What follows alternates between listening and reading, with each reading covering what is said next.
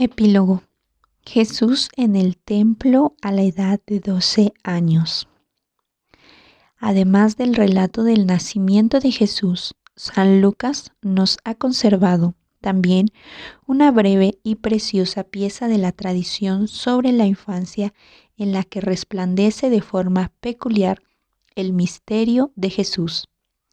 Se nos narra allí que los padres de Jesús peregrinaban cada año a Jerusalén para la Pascua. La familia de Jesús era piadosa, observaba la ley. En las representaciones de la figura de Jesús se muestra a veces casi solo lo revolucionario al actuar de Jesús contra la falsa piedad. Así, Jesús aparece como un liberal o un revolucionario. Ciertamente, Jesús ha introducido en su misión como hijo una nueva fase en relación con Dios, inaugurando una dimensión nueva de la relación del hombre con Dios. Pero esto no es un ataque a la piedad de Israel. La libertad de Jesús no es la libertad del liberal, es la libertad del Hijo y de ese modo la libertad de quien es verdaderamente piadoso. Como Hijo, Jesús trae una nueva libertad, pero no es la libertad del que no tiene vínculos, sino la de Él, aquel que es uno con la voluntad del Padre y que ayuda al hombre a alcanzar la libertad de la unión interior con Dios. Jesús no vino para abolir, sino para llevar a cumplimiento. Mateo capítulo 5, versículo 17. Esta conjunción de novedad radical y fidelidad incualablemente radical que produce de su ser hijo aparece también justamente en el breve relato sobre Jesús a los 12 años de edad. Más aún, yo diría que este es el verdadero contenido teológico al que apunta dicho relato. Volvamos a los padres de Jesús. La Torá prescribía que todo israelita tenía que acudir al templo para las grandes fiestas: Pascua, la fiesta de las semanas, Pentecostés, y la fiesta de las tiendas. Comparar Éxodo capítulo 23, versículo 17, capítulo 34, versículos 23 y siguientes, y Deuteronomios capítulo 16, versículos y siguientes 16. La pregunta si también las mujeres estaban obligadas a hacer esa peregrinación era objeto de controversia entre las escuelas de Shammai y de Hillel. Para los varones menores de edad regía la obligación después de haber cumplido los 13 años. Esto no obsta, sin embargo, para que al mismo tiempo tuvieran que irse acostumbrando paulatinamente a los mandamientos. A ello podía servir la peregrinación ya a la edad de 12 años. Así pues, el hecho de que María y Jesús hayan participado en la peregrinación muestra una vez más la piedad de la familia de Jesús. Tengamos en cuenta también el sentido más profundo de la peregrinación. A través de esas 3 peregrinaciones anuales al templo, Israel sigue siendo de alguna manera un pueblo peregrino que está siempre de camino hacia su Dios y que recibe siempre de nuevo su identidad y su unidad a partir del encuentro con Dios, con el único templo. La Sagrada Familia se integra en esa gran comunidad que comparte el camino hacia el templo y hacia Dios. Durante el viaje de regreso acontece algo sorprendente. Jesús no viaja con sus padres, sino que permanece en Jerusalén. Sus padres lo notan solo al final del primer día de camino. Por lo visto, para ellos era totalmente normal suponer que Jesús estaba en alguna parte dentro del grupo de peregrinos. Lucas utiliza para ello la palabra sinodía, comunidad de camino, expresión técnica para designar una caravana de viajeros.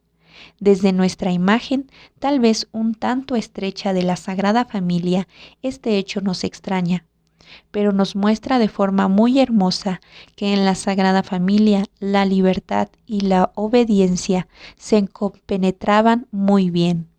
El muchacho de 12 años tenía libertad para juntarse con otros de su edad y con amigos y para permanecer en compañía de ellos durante la caminata. No obstante, al caer la tarde, sus padres lo esperaban. El hecho de que no estuviese allí no tiene ya nada que ver con la libertad de los jóvenes, sino que remite a otro plano. ¿Cómo habría de manifestarse? Remite a la misión especial del Hijo. Para los padres comenzaron días llenos de temor y preocupación. El Evangelio nos cuenta que solo encontraron a Jesús pasado 3 días en el templo, donde estaba sentado en medio de los maestros, escuchándolos y haciéndoles preguntas. Comparar Lucas capítulo 2, versículo 46. Los 3 días pueden explicarse de forma muy práctica. María y José habían caminado un día hacia el norte, necesitaron otro día para el regreso, y al tercer día encontrarlo finalmente a Jesús, a pesar de que los 3 días es una indicación de tiempo enteramente realista. Hay que dar la razón a René Laurentin, que percibe detrás del relato los 3 días que median entre la cruz y la resurrección. Son días de sufrimiento por la ausencia de Jesús, días de oscuridad cuyo peso se siente en las palabras de la madre. Cito: Hijo, ¿por qué nos has tratado así? Tu padre y yo te buscamos angustiados. Fin de la cita. Lucas capítulo 2, versículo 48. Así, desde la primera Pascua de Jesús se extiende un arco hasta la última, la Pascua de la Cruz. La misión divina de Jesús hace saltar todas las medidas humanas y se torna siempre de nuevo en un oscuro misterio para los hombres, algo de la espada de dolor de la que había hablado Simeón. Comparar Lucas capítulo 2, versículo 35. Se hace sentir para María en esa hora. Cuanto más cerca llega a estar una persona de Jesús, tanto más introducida en el misterio de su pasión. La respuesta de Jesús a la pregunta de su madre es fortísima. ¿Cómo? ¿Me buscáis? ¿No sabías dónde tiene que estar un hijo? ¿Qué tiene que estar en la casa del Padre? ¿En las cosas del Padre? Comparar Lucas capítulo 2, versículo 49. Jesús dice a sus padres: estoy exactamente donde está mi lugar, junto al Padre, en su casa. Sobre todo, 2 cosas son importantes en esta respuesta. María había dicho: tu Padre y yo te buscamos angustiados. Jesús la corrige: yo estoy junto al Padre. No es José mi Padre, sino otro, Dios mismo. A Él le pertenezco, junto a Él estoy. ¿Puede exponerse acaso con mayor claridad la filiación divina de Jesús? Con ello tiene que ver inmediatamente una segunda cosa. Jesús habla de un deber. El hijo, el niño, debe estar junto al Padre. La palabra griega, dei, que Lucas utiliza en este lugar, aparece siempre de nuevo en los evangelios cuando se expone lo dispuesto por la voluntad de Dios, a la que Jesús está sujeto. Él tiene que padecer mucho, ser reprobado, ejecutado y resucitar, dice a sus discípulos, después de la confesión de Pedro. Marcos capítulo 8, versículo 31. Este deber rige ya también para esa temprana hora. Él debe estar junto al Padre y así se hace visible que aquello que parece desobediencia o libertad inapropiada frente a los padres es En realidad, justamente expresión de su obediencia de hijo. Jesús no está en el templo como rebelde frente a sus padres, sino justamente como obediente, con la misma obediencia que conduce a la cruz y a la resurrección. San Lucas describe la reacción de María y José a las palabras de Jesús con dos afirmaciones. Ellos no comprendieron lo que les dijo, y su madre conservaba todo esto en su corazón. Lucas capítulo 2, versículos 50 y 51. La palabra de Jesús es demasiado grande con el momento. También la fe de María es una fe en camino, una fe que se encuentra siempre de nuevo en la oscuridad y que tiene que madurar atravesando la oscuridad.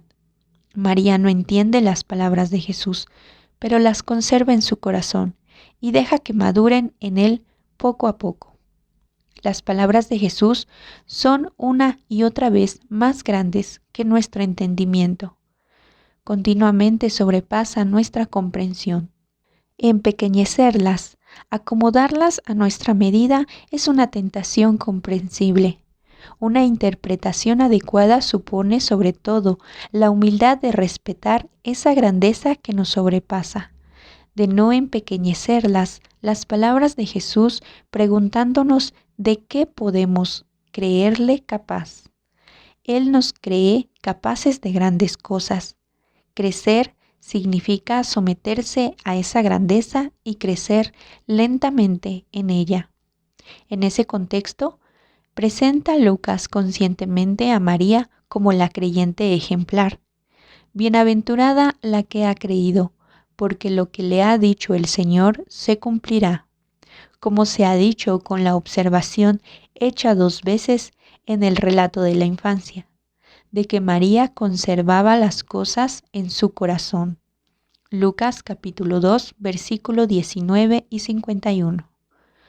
Lucas remite a la fuente de las que extrae su narración. Al mismo tiempo, María no aparece solamente como la gran creyente, sino como la imagen de la Iglesia, que conserva la palabra de Dios en su corazón y la transmite. Cito: Él bajó con ellos y fue a Nazaret y estaba sujeto a ellos, y Jesús iba creciendo en sabiduría, en estatura y en gracia ante Dios y ante los hombres. Fin de la cita. Lucas capítulo 2, versículos 51 y siguientes. Después del momento en el que había hecho brillar la obediencia mayor en la que él vivía, Jesús regresa a la situación normal de su familia, a la humildad de la vida sencilla y a la obediencia a sus padres terrenos. A la afirmación sobre el crecimiento de Jesús en sabiduría y en edad, Lucas añade una fórmula tomada del primer libro de Samuel, que en ese lugar se refiere al joven Samuel. Comparar capítulo 2, versículo 26.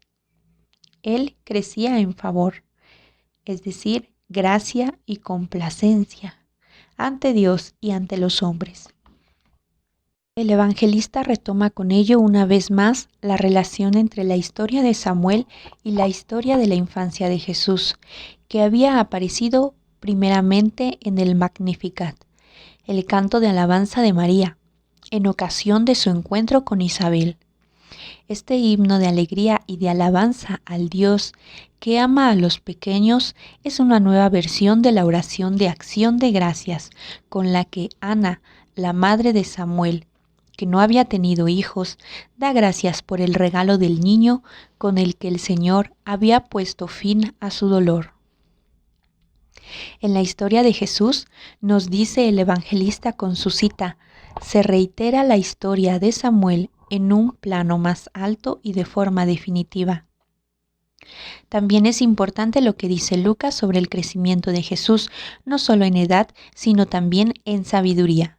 Por un lado, en la respuesta del muchacho de 12 años, ha quedado claro que conoce desde dentro del Padre, a Dios. Solo Él conoce a Dios. No solo lo conoce a través de hombres que dan testimonio de Él, sino en sí mismo. Como hijo, Él está con el Padre en una relación de tú a tú. vive en su presencia, lo ve.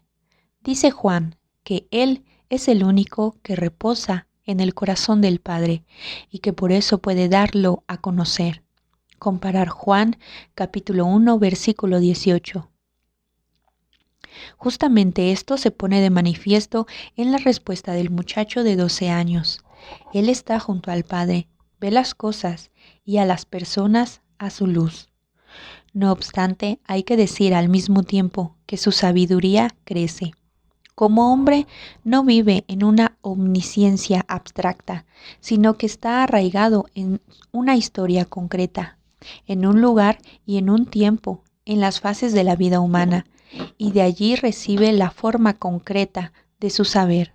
De este modo, aparece aquí muy claramente que Jesús pensaba y aprendía de manera humana. Se hace realmente visible que Él es verdadero hombre y verdadero Dios, como lo formula la fe de la Iglesia. En última instancia, no podemos definir la compenetración de ambas dimensiones. Sigue siendo un misterio, pero ese misterio aparece de forma muy concreta en la pequeña narración del muchacho de 12 años, una narración que abre así, al mismo tiempo, la puerta a la totalidad de su figura, que después nos relatan los evangelios.